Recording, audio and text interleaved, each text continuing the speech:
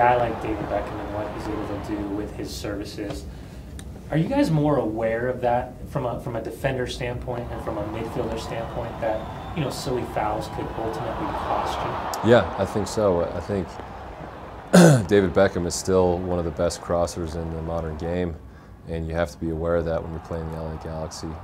He's not as mobile as he used to be, but he can still whip in a dangerous cross. So a situation like this is tough. I don't think you want to give up a set piece this close to goal, but obviously it happened. And as a center back, I'm trying to hold my line as long as I possibly can, because I don't want LA Galaxy players able just to sit on top of Nick or Kyle or whoever's in goal. I think it's really important to hold that line, make sure that guys aren't able to easily run in and get a free header on goal. If it's a situation when I'm marking a big man like Omar Gonzalez, even a Birchall is a bigger guy, it's something where I'm just trying to get him off balance and make sure he can't have an easy run. I'm not strong enough, necessarily to just, hold him down. Once you set up that 4 to 5 man wall, one-on-one marking in the box, how important does that become, and how big is that key to make sure if that free kick's on frame that you guys are staying with your runs? Yeah, I think it's crucial. I think there's always a chance that our goalkeeper is going to get a hand on it. It's going to deflect out in front of goal. So we have to make sure we're the first ones to pounce on those opportunities versus them. Otherwise, it's an easy goal.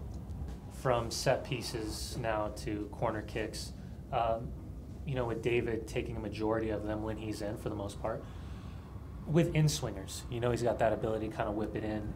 Is it, from a defensive standpoint, does it change whether it's an in-swinger or an out-swinger from kind of how you guys approach that defensive marking?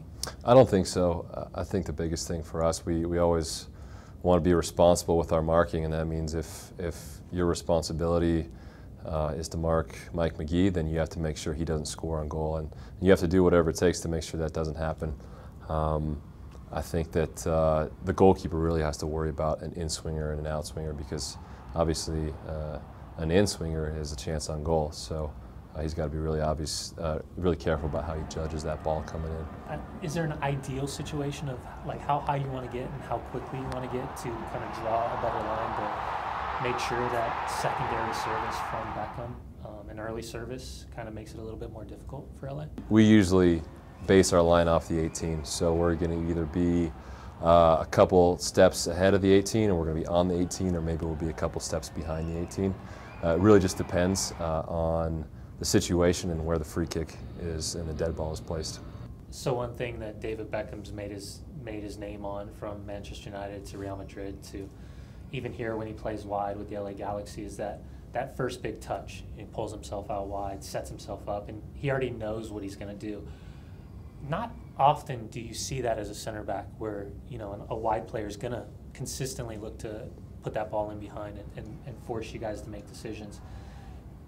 When you have a guy like David, does it make you a little bit more mindful of where not only your man is, but kind of your starting positions? Absolutely.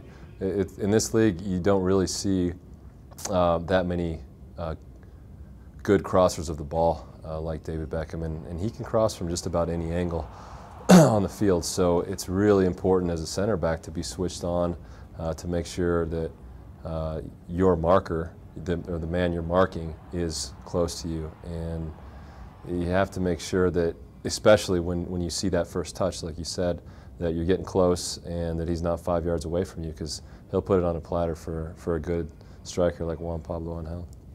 If there are times that we can get close to him and put his head down and see if we can get a piece of that cross before it comes in, that's going to be important for us.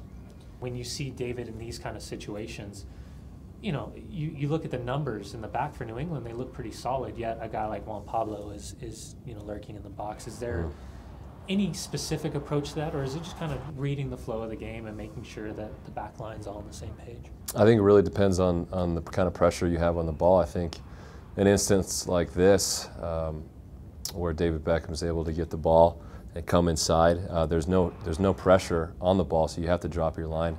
I think it's a bit scary when you have Juan Pablo lurking back post, and you're trying to hold a line when there's no pressure on the ball. Heading into this weekend, no Landon Donovan for the LA Galaxy on the flip side, no Will Johnson, no Arturo Alvarez, no Alvaro Sabrio for you guys. So that FIFA calendar playing tricks with MLS teams once again. But is there a sense of relief? I think we are always very aware of their tendencies and their abilities, and I think any one of those guys can have a breakout game, and we don't want it to be against us.